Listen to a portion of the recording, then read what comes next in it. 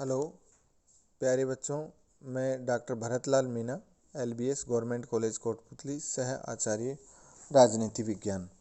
बच्चों, मैं आज आपके समक्ष BA पार्ट द्वितीय के द्वितीय प्रश्न पत्र भारतीय राज्य व्यवस्था के अंतर्गत मूल अधिकार और मूल कर्तव्यों पर चर्चा करना चाह रहा हूँ। मूल अधिकारों की आवश्यकता और महत्व। क्यों?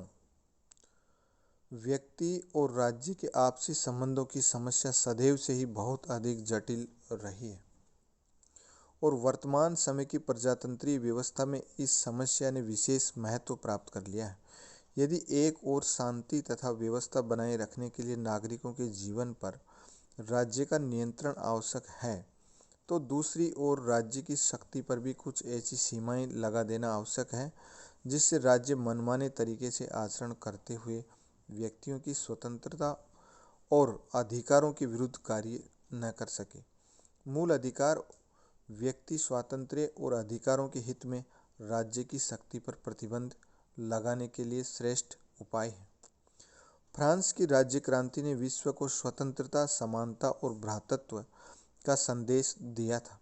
क्रांति के उपरांत फ्रांस की राष्ट्रीय सभा ने 1789 के नवीन संविधान में मानवीय अधिकारों की घोषणा को शामिल करके नागरिकों के कुछ अधिकारों को संवैधानिक रूप देने की प्रथा प्रारंभ की।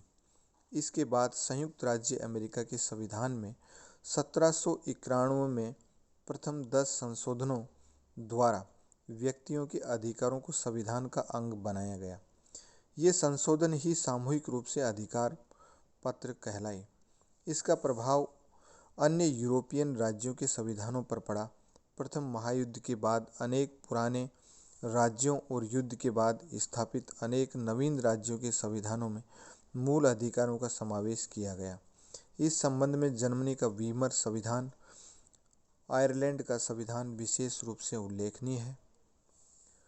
महायुद्ध काल में मूल अधिकार का विचार और भी लोकप्रिय हुआ। युद्ध के बाद भारत, बर्मा, जापान आदि जिन देशों के संविधानों का निर्माण हुआ, उन सभी में मूल अधिकारों का समावेश किया गया। 1945 में स्थापित अंतर्राष्ट्रीय संगठन संयुक्त राष्ट्र संघ के द्वारा भी 10 दिसंबर 1948 को मानवीय अधिकारों की सार्वलौकिक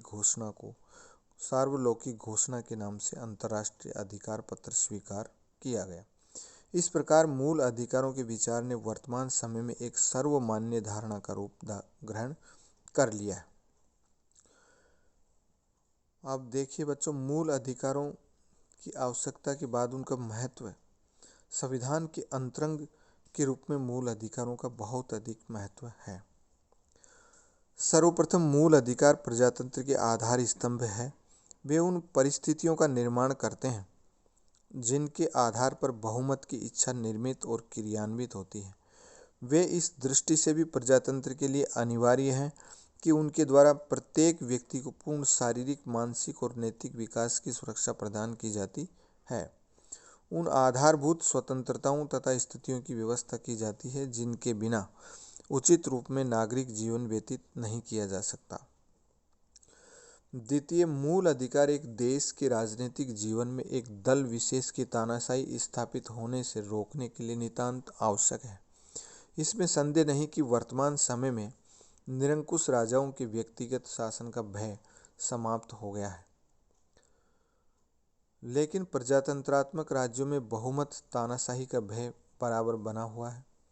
मूल अधिकार शासकीय और बहुमत वर्ग के अत्याचारों से व्यक्ति की, विशेष रूप से अल्पसंख्यकों की रक्षा करते हैं और इस प्रकार बहुमत के अत्याचारी शासन की आशंका का अंत करते हैं।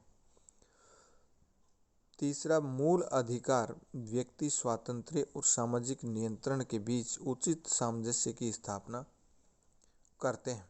इनके द्वारा एक ओर तो व्यवस्थापिका और कार्यपालिका को कानून द्वारा निश्चित सीमाओं में रहने के लिए बाध्य किया जाता है और दूसरी तरफ नागरिकों को शासन के स्वेच्छाचारी संचालन के विरुद्ध जनमत के निर्माण हेतु उचित अवसर प्रदान किए जाते हैं।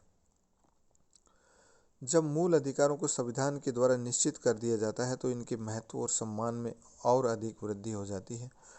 इससे उन्हें साधारण कानून से अधिक महत्वपूर्ण स्थान और पवित्रता प्राप्त हो जाती है। इससे वे अनुल्लंघनीय बन जाते हैं और विधायी, कार्यपालिका और न्यायपालिका सत्ता के लिए उनका पालन आवश्यक हो जाता है।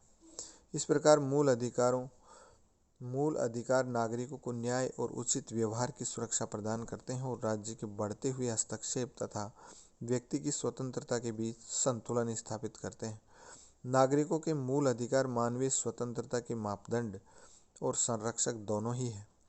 इस कारण उनका अपना मनोवैज्ञानिक महत्व है।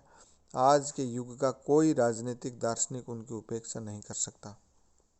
भारतीय संविधान में मूल अधिकारों के उल्लेख की आवश्यकता क्यों? संविधान में मूल अधिकारों के उल्लेख की उपयोगिता एक विवादपूर्ण विषय है। इस संबंध में सर आइवर जेनिंग्स, डाइसी और कुछ दूसरे ब्रिटिश लेखकों का विचार है कि संविधान में मूल अधिकारों का उल्लेख न केवल अनुचित वरन कठिन स्थिति पैदा करने वाला भी होता है।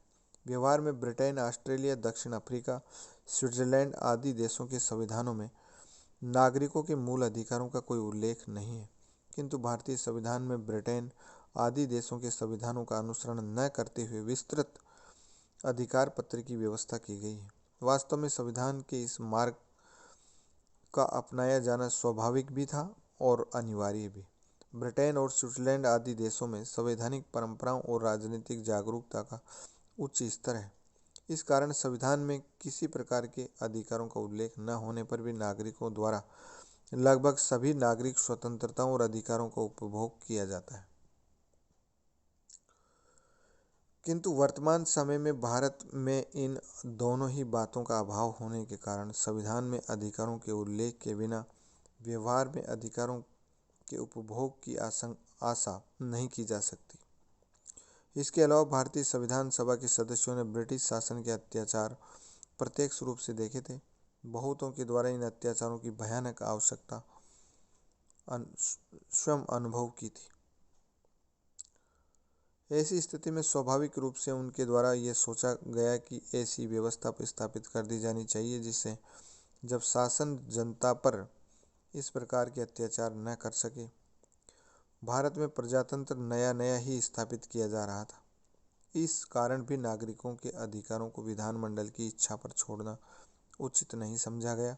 इस संबंध में डॉक्टर अंबेडकर ने भारतीय संविधान सभा में कहा था कि भारत में इन अधिकारों को विधानमंडलों या सरकार की इच्छा पर छोड़ देना उचित नहीं था, क्योंकि भारत में लोकतंत्र पूर्ण रूप से अब तक पनप नहीं पाया है।